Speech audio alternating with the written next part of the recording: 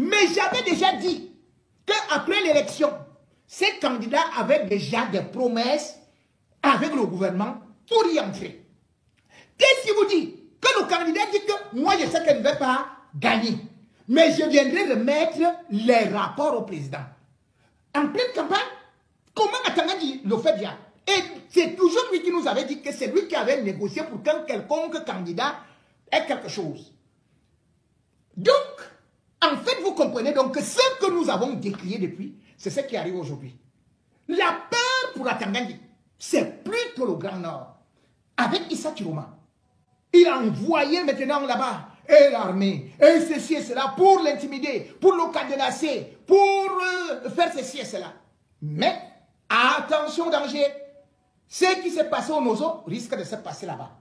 Parce que là-bas, les militaires du FSNC, non seulement ils sont dans le septentrion, ils sont à Yaoundé, ils sont partout, disséminés au littoral, et ça risque d'être très très chaud. Atangadi vient donc de déclarer la guerre. Et à la guerre comme à la guerre, ou bien plutôt... Mes chers frères du septentrion, cette année... Réponse du berger à la bergère. Il n'y aura pas des intimidations. Il n'y aura même pas. Il y a certains ministres, soi-disant Moulinex,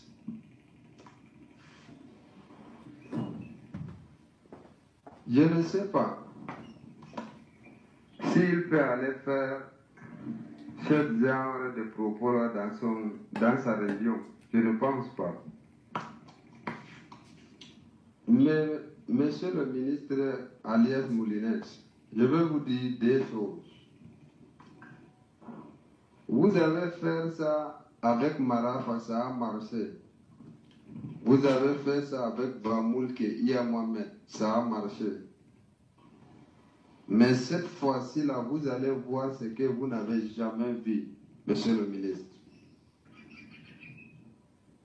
Il faut d'abord passer sur nous, d'abord. Il faut passer sur nos têtes. Parce que quand vous dites, il y a un candidat qui a dit qu'il va terminer sa campagne dans sa région. Nous savons à qui vous adressez. Nous savons de qui faites allusion. Mais monsieur le ministre, laisse-moi vous dire que avant de toucher Issa Chiroma, il faut d'abord passer sur tous les peuples camerounais d'abord. Parce que cette fois-ci, par contre, moi je vais vous donner un conseil. En tant que Camerounais, en tant qu'un citoyen, ce n'est pas une menace, mais je vous donne un conseil. Choisissez la route que vous allez emprunter pour fuir. Parce que, Inch'Allah, cette année-là, vous allez voir ce que vous n'avez jamais vu dans ce pays. Vos menaces, vos petites menaces là, ça ne passera plus. Surtout dans le Grand Nord. Ça ne passera plus. Ça ne passera plus. Essayez d'arrêter un de nous. Encore, vous allez voir. Essayez. Vous avez fait ça avec les autres. Vous avez fait ça.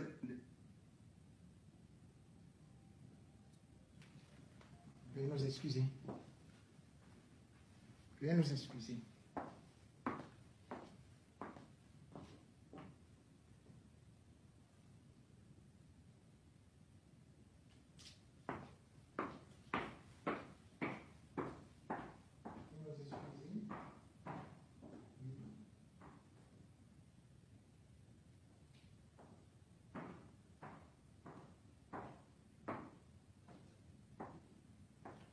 Ça s'est coupé, veuillez nous excuser. On va reprendre. le Marafa. Mais nous là, vous allez voir ce que vous n'avez jamais vu dans ce pays. De n'importe quoi. Quand on sort le match de football, à la fin du match, on a le score. Le score ne vient pas plusieurs jours après. Le score a tout sur le terrain, on le donne à la fin du match. On donnera le score à la fin du match.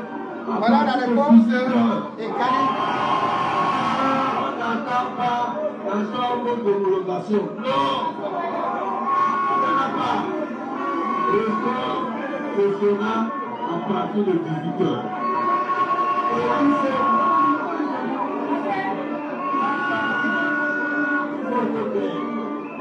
Nous sommes en train de nous organiser de telle manière que le seul score qu'on aura, c'est celui du 12. Il n'y aura pas d'autre.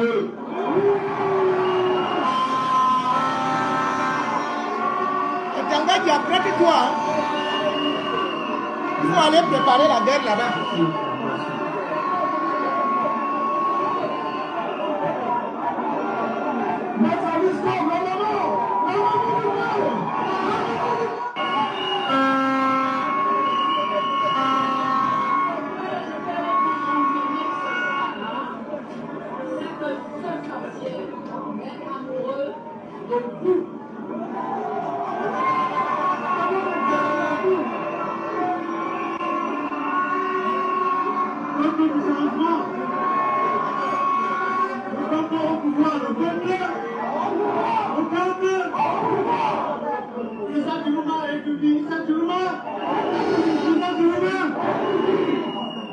Cette élection a deux candidats. Deux.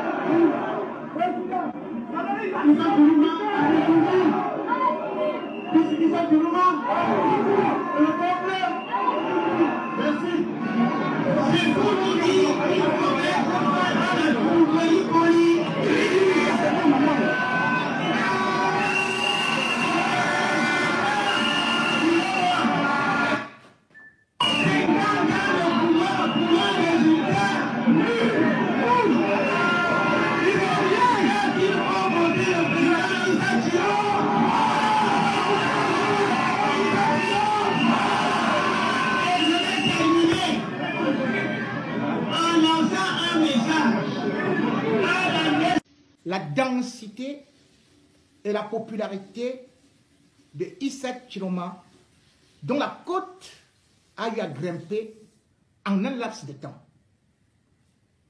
Hier décrié, il s'est beaucoup repenti en toute sincérité et est venu réveiller un peuple qui cherchait désespérément qui pourrait les conduire vers la terre promise.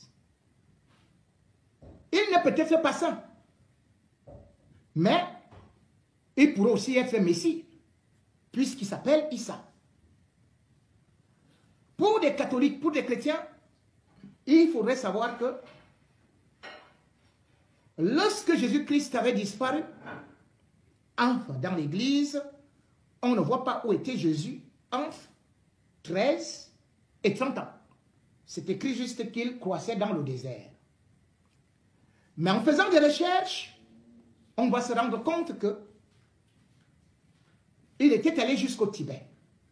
Et c'est d'ailleurs là-bas où se trouve la tombe de Saint Thomas. Au Tibet, bien évidemment, Jésus-Christ se faisait appeler le prophète Issa.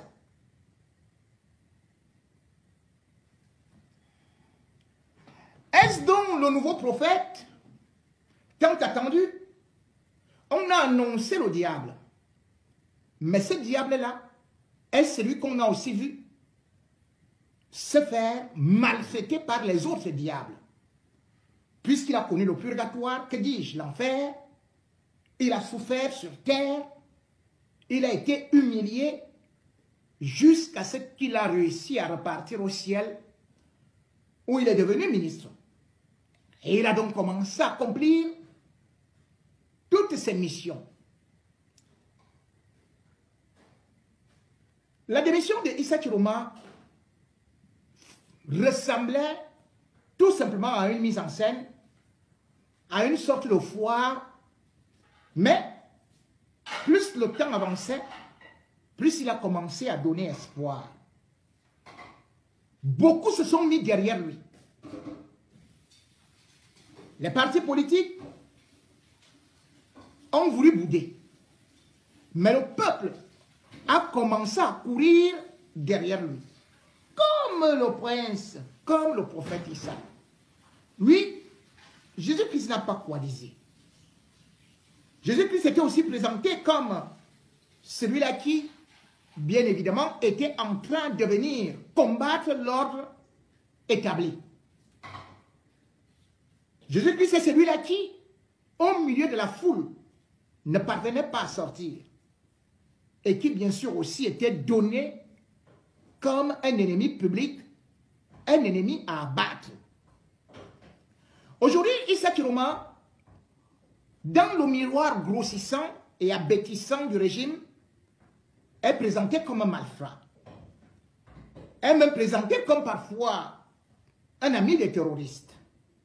Mais en réalité, Issa Chiroma est en train de faire très mal à un régime qui est resté longtemps, toujours sur les mêmes méthodes passéistes, à savoir corrompre les opposants, et puis les effrayer, les prendre, les jeter en prison. Maurice Kamto a subi cela. Avant lui, d'autres également ont eu à voir leur domicile parfois encerclé par les forces de l'ordre.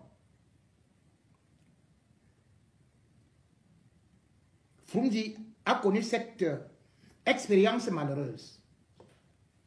Les Camerounais cherchaient donc quelqu'un de courageux, aussi capable de dire « Je vais mourir pour vous » et non « Je vais voir mes enfants grandir ».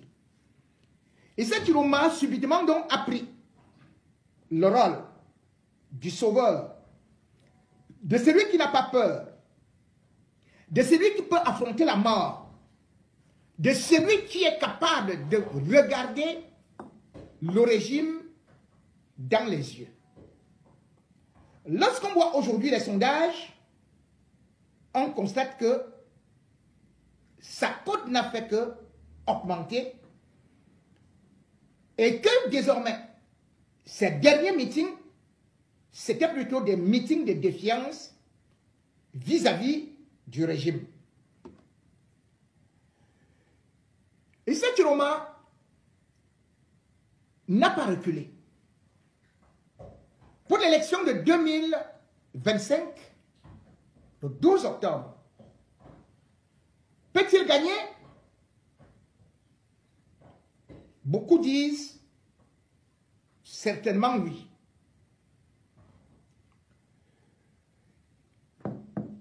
Issa Chiroma a promis, annoncer aussi sa victoire immédiatement après sa victoire, enfin après plutôt la fermeture des bureaux de vote. Atamadi a donc profité pour organiser une conférence de presse pour le mettre en garde et pour lui dire qu'il allait agir, bref, une façon de lui dire que le séjour serait toujours et définitivement à Kondengui. Une conférence de presse d'une bassesse, d'une petitesse, d'une rudesse jamais vue. Où on a vu un ministre de l'administration territoriale qui se fait appeler shérif qui se fait appeler Moulinette, dire comment est-ce qu'il allait écraser le candidat Issa Chiroma. Avant même l'élection présidentielle, on a déjà la preuve, la certitude que Atangandji est en train d'organiser et de nous annoncer déjà la victoire d'un Paul Biya qu'on ne voit pas. Il a utilisé toutes sortes de formules grotesques et farcesques jusqu'à aller au football, bien évidemment, comme toi a utilisé le penalty. Lui, il nous a donc parlé des matchs où, bien évidemment, quand le Real Madrid est en train d'affronter le Barça, le Coton Sport de Garoua, on connaît d'office le résultat. Tiens, pourquoi donc aller jouer? Donc, Atanga qui nous dit qu'on connaît le résultat parce que le Real est fort. Mais le même Atanga qui se balade avec la Bible d'abord. La Bible, il apprend à chacun les versets. Mais il n'a jamais lu l'histoire de David et Goliath. Il ne connaît pas ça. Revenons au sport. Donc, Atanga dit, c'est dit que quand on est Real Madrid, qui est mon équipe? Je risque même d'abandonner cette équipe à cause d'Atangandji. Le Real Madrid a été battu par Lille, qui n'est même pas premier du championnat français. Real a été éliminé de la coupe en Espagne. De la coupe, hein? L'année dernière, par une équipe presque de 4e division.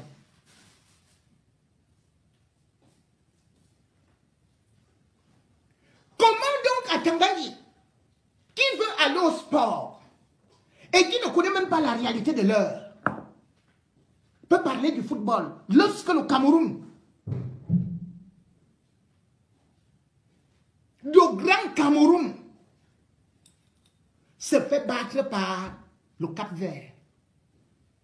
Atangandji, donc pour lui, ça ne peut pas exister. Dès que le Cameroun est devant le Cap-Vert, le Cameroun a déjà gagné. Selon le théorème d'Atangandji. Mais la réalité aujourd'hui, c'est que c'est le Cap-Vert qui est presque déjà qualifié pour la Coupe du Monde. Et le Cameroun est en train de jongler derrière comme ça là, avec les petits Nyamangolo. Le Cameroun qui a fait match nul avec Eswatini. Eswatini qu'aucun Cameroun ne connaissait. Donc le Cameroun est derrière. Cherche déjà à se faire repêcher. Mais Atangandji nous dit que lorsqu'on est le Real Madrid, dès qu'on est une grande équipe de football, on ne peut jamais perdre. Cela veut dire qu'Atangandji n'est jamais né.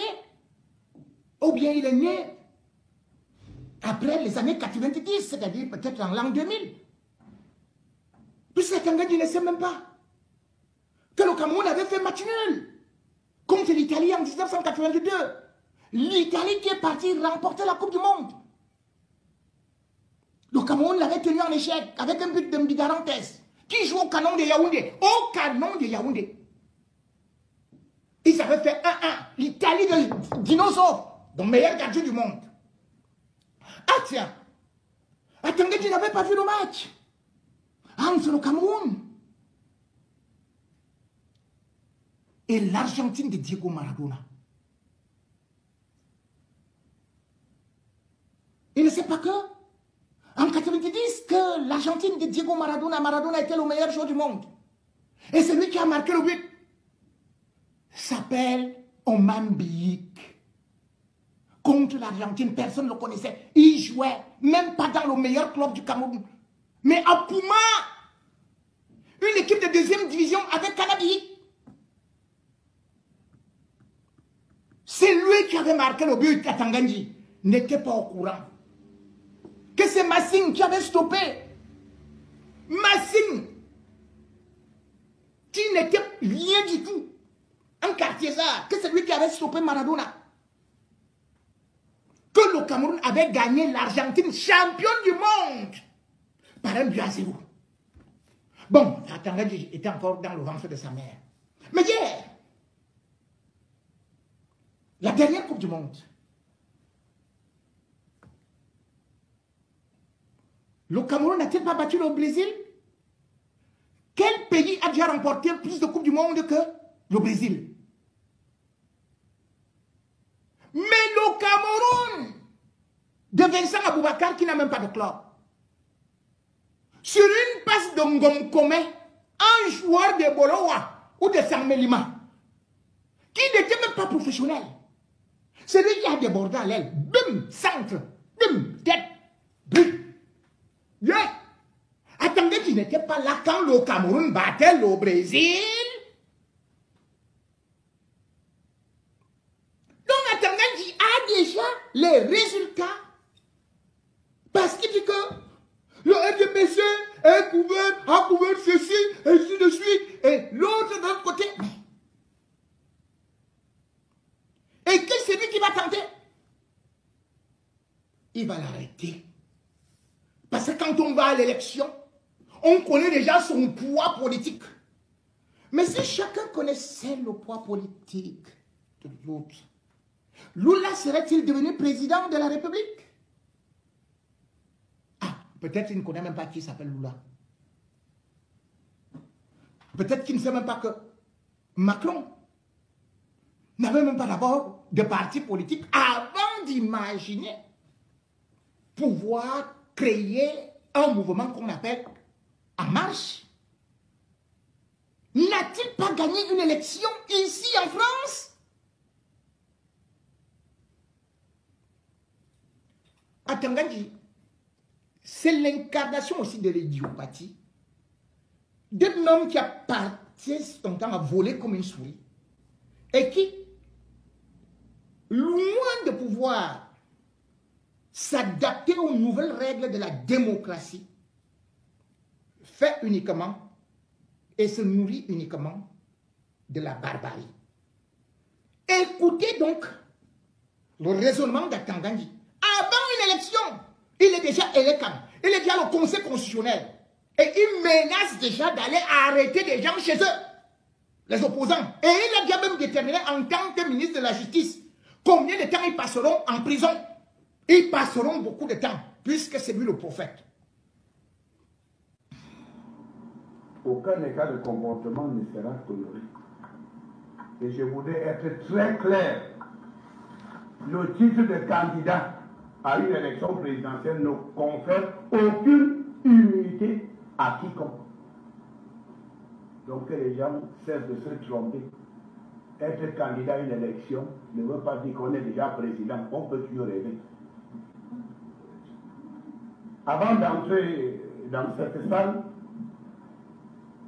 mes services m'ont donné l'information qu'un candidat a pour intention de terminer sa campagne électorale dans sa région natale, où il compte se déclarer vainqueur à partir de son domicile situé dans cette région. Que ce candidat qui nourrit de telles idées rétrogrades et diaboliques sache que les portes de sa maison ne sont pas des portes blindées et qu'au moindre dérapage, le MINAT passera en action et force restera à la loi. La législation camerounaise ne reconnaît pas les plateformes pour le recensement des votes. Vous ne pouvez pas. Celui qui a bonne conscience, qu'il sait que politiquement, il est représenté dans 10 arrondissements. Il sait qu'il ne pourra déployer peut-être que 100, peut-être 200, peut-être 300 argent dans le bureau de vote. Et si vous déployez 300, 400 ou 500 agents de bureau de vote sur plus de 30 000 bureaux de vote, vous pensez que quel serait le résultat? Vous avez parlé, vous avez bavardé pendant 2 semaines, c'est bien. Les gens vous ont découvert. On vous a vu dans les réseaux sociaux, vous avez vu à gauche, à droite. C'est d'ailleurs une très bonne publicité que les institutions vous offrent gratuitement. Bon, voilà. Donc, contentez-vous de cela, c'est déjà très important. Il faut parler au-delà. Donc, je parle d'un candidat qui a parlé de ses relations avec les terroristes, je parle bon. Voilà. Et je dis, après, je parle d'un candidat également qui dit qu'il va terminer sa campagne dans sa région natale et il prétend que c'est à partir là où il va s'auto-proclamer vainqueur. Je lui donne donc cet avertissement. Je n'ai pas cité son nom, mais chacun se retrouve dans mes propos. En 2018, j'avais dit que quelqu'un va se retrouver dans le pays de si je savais, et il s'est retrouvé dans le pays de si je savais. Il s'est bien retrouvé dans ce pays de si je savais.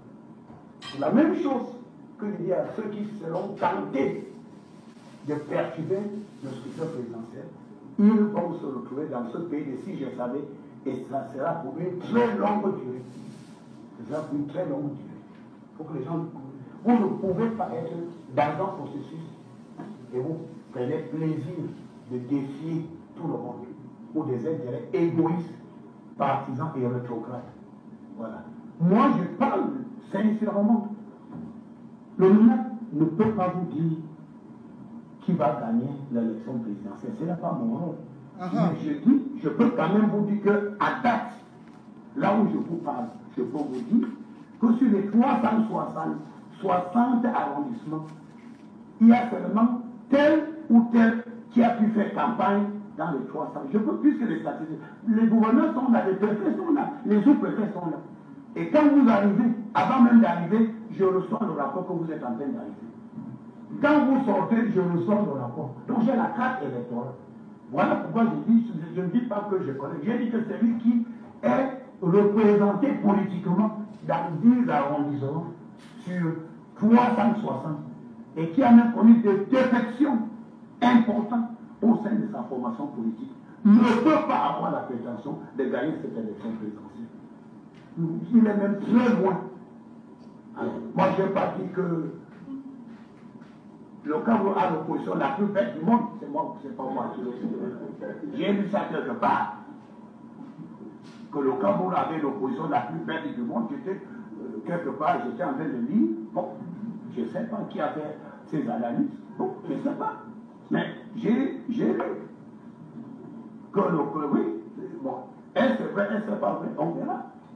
Mais c'est pour dire qu'on ne peut pas tromper les gens. Nous devons être sérieux et responsables. Je vous ai dit, ça je peux le dire, le RDP, c'est le seul parti qui a respecté le programme de la campagne. Tout le monde est entré en campagne avant. Mais nous, dans l'administration, on a fait le mort. On a fait le mort. Donc on a vu, on a dit qu'on n'a pas vu. Bon, c'est ça. Bon, alors, mais je dis que quand nous allons à un scrutin présidentiel, chacun connaît son poids électoral. Chacun connaît son poids électoral. Alors, est-ce que vous me voyez en train de... Non, je dis, nous avons des institutions. Nous avons des institutions. Et quand vous acceptez un processus, ça veut dire que vous avez accepté les règles du processus. Et vous devez les accepter du début jusqu'à la fin. En plus, le chemin ne peut pas se soustraire. C'est une trahison. Je vous avais dit. Ça, c'est bien Cameroun prévu. Lundi 1er juillet 2002. Voilà, Tangan Djipol. Publier unilatéralement les résultats des élections est un acte de haute trahison. Ça alors. En 2002, je n'étais pas venu. Je l'ai dit aujourd'hui encore. Si vous le faites. Donc c'est lui qui fabrique maintenant les lois. Et vous allez faire face à la rigueur de l'administration. Ça, je le dis. En 2002, vous voyez, c'est combien d'années? Mais ça, c'est une déclaration qui est encore d'actualité. Donc nous disons aux gens, nous devons être responsables. Le président Paul Biya a dit que quoi? Au-delà de tout ce que nous faisons, le plus grand vainqueur, c'est le Cameroun. C'est le Cameroun qui a triomphé. Le président Paul Biya est chef d'État. Mais dans son humilité, il parle de la nation, il parle du Cameroun. Il ne parle pas de lui, il parle du Cameroun. Voilà pourquoi il interpelle les responsables pour lui en disant il ne faut pas jouer avec le Cameroun. Il ne faut pas jouer avec le Cameroun. Moi, je voyage, je travaille, je vais un peu partout. Le Cameroun, sur la conduite éclairée du président Paul Biya, est un pays respecté, est un pays courtisé. Parce que j'ai 422 ethnies, vraiment anglais, français, musulmans, chrétiens, animistes, et que tout le monde se retrouve. On se reconnaît comme un pays unique. C'est quelque chose de formidable. Vous avez vu, depuis la campagne, il y a des musulmans qui sont avec les catholiques, avec les protestants, ils font la prière, ils font tout ça, pour que le processus se déroule normalement. Ça veut dire qu'ils sont conscients des enjeux d'une élection présidentielle. Ce n'est pas une blague. J'ai vu des candidats qui font de cette affaire une blague. Que ces candidats fassent attention. J'ai dit, je veux toujours le dire, le président Paul Biya a dit, il ne faut pas jouer avec le Cameroun. Et plus que jamais, j'ai dit aux candidats, ne jouez pas avec le Cameroun. Vous êtes candidat, d'accord. C'est une administration, nous avons été très corrects. Vous connaissez ce qui se passe ailleurs. Vous croyez que c'est facile d'être dans un gouvernement, de démissionner, et le gouvernement vous laisse participer à un scrutin présidentiel? Le Cameroun, c'est un pays extraordinaire. Ça, je vous le dis. Ça aurait été ailleurs. Ça, je vous le dis sincèrement. Ceux-là, je ne sais pas là où ils seraient aujourd'hui. Je vous le dis. Et c'est ça le Cameroun. C'est pour vous prouver que le chef d'État, le président Paul Biya, donne la possibilité à tout un chacun de s'exprimer. Et je vous dis sincèrement, ailleurs, démissionner d'un gouvernement, tenir des propos irresponsables, et que ce même gouvernement accepte, valide vos documents pour aller à une élection. Il n'y a qu'au Cameroun qu'on peut trouver ce niveau de tolérance. Vous ne voulez pas que les gens ne confondent pas la tolérance et la compréhension pour un acte de faiblesse. C'est là où ils vont se tromper. Je dis bien que l'État est un monstre froid. L'État est un rouleau compresseur. Vous devez être très correct avec l'État. Parce que je dis bien l'État a le monopole de la contrainte légitime. Je n'aime pas le mot monopole de la violence, je n'aime pas beaucoup. Je parle de la contrainte légitime parce que c'est légal. Donc à chaque fois qu'il y a des dérapages, nous avons les moyens de dire stop et de mettre hors d'état de nuit tous ceux qui pensent que, prenant prétexte d'un scrutin présidentiel, ils peuvent faire n'importe quoi, dire n'importe quoi impunément. La réponse est non. Voilà pourquoi j'ai dit sincèrement, demain, samedi, minuit, c'est terminé la campagne. Maintenant, chacun va rentrer dans sa maison, occuper sa vraie place. Chacun doit rentrer dans sa maison, occuper sa vraie place. Bon. Si on a fait des promesses aux gens, il y en a qui ont déjà dit que bon, je vais vous signer des contrats pour la vente du pétrole, le gaz et tout ça, j'ai entendu tout. Mais vraiment, soyez sérieux. Soyez sérieux, ce n'est pas une blague. Si vous êtes candidat, c'est pour vendre le message qui est responsable. Et donc, c'est l'occasion également de dire à ces jeunes candidats qui sont allés qui ont été très corrects. Il y a eu des candidats qui ont été très très corrects pendant toute la campagne électorale. Et suivez bien. Qui ont posé des problèmes réels. Suivez bien. Qui ont même pensé que même si eux ne gagnent pas, ils ont des rapports à remettre au gouvernement légal. Ça, c'est ça la responsabilité. Vous entendez? Moi, je suis candidat, je sais que je ne vais pas gagner, mais pour avoir fait le tour du Cameroun, après, bon, le président élu, que je connais déjà, je lui remettrai les documents. C'est ce que le candidat lui-même dit, que moi, je suis candidat, mais je connais mon poids politique. Je connais le président qui sera élu. Mais quand il sera élu, comme il a plus de représentation nationale que moi, j'irai en toute humilité vers lui pour dire que, bon, monsieur le président, voici ce que j'ai pu recueillir pendant ma campagne, et est-ce qu'on ne peut pas exploiter ça pour le bien-être commun? C'est ça la maturité politique. Donc, ceux gens-là qui ont bien rêvé, c'est bien de rêver. Vous savez, parfois, j'espère que quand ils vont se heurter à la réalité, et quand ils vont retrouver leur vraie place dans la société, il n'y aura pas de crise cardiaque. Mais je dis sincèrement, c'est un processus électoral. Tout le monde doit faire preuve de maturité, tout le monde doit faire preuve de responsabilité, et tout le monde doit savoir, comme le président le dit, le président Paul Biya le dit chaque fois, nous devons préserver les acquis de la nation. La paix, l'unité nationale, le vivre ensemble, la cohésion sociale, c'est ça les acquis que nous devons tous préserver. Sur cette note, je pense que mon message a été clair. Dans vos médias, vous devez réveiller afin que nous soyons tous au même niveau d'information. Parce que dès le 12 octobre, à 18h, vous aurez une autre visage de l'administration. Je vous remercie.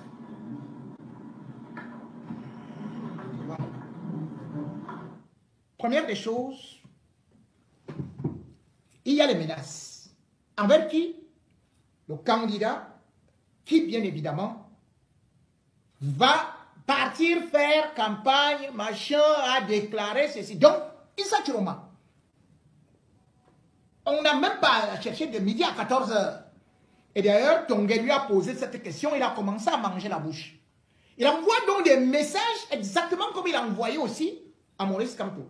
Mais sauf que derrière, il donne une autre information capitale. Il vous dit qu'il y a eu des jeunes candidats. Il faut déjà savoir que c'est totalement aberrant, idiotique de dire qu'on ne peut pas donner des résultats avant. Mais l'article 113 le dit. C'est-à-dire que après